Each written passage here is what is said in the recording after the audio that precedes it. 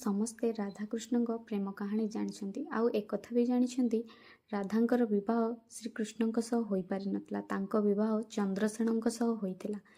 କିନ୍ତୁ ଆପଣମାନଙ୍କ ଭିତରୁ ବହୁତ ଲୋକ ଜାଣିନଥିବେ ଯେ ସେ କ'ଣ ପାଇଁ ଚନ୍ଦ୍ରସେଣଙ୍କୁ ବିବାହ କରିଥିଲେ।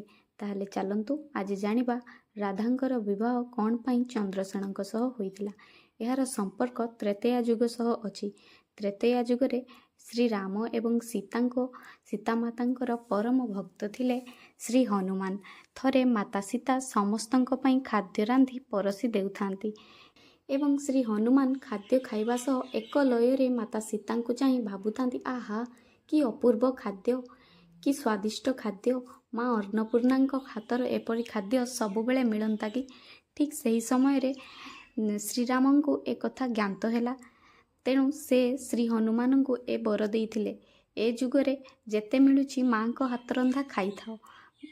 ଦ୍ୱାପର ଯୁଗରେ ମା ସୀତା ରାଧା ରୂପରେ ଜନ୍ମ ହେବେ ଏବଂ ତମେ ତାଙ୍କୁ ପତ୍ନୀ ରୂପରେ ପାଇବ ଏବଂ ତାଙ୍କ ହାତରନ୍ଧା ସବୁବେଳେ ଖାଇବ।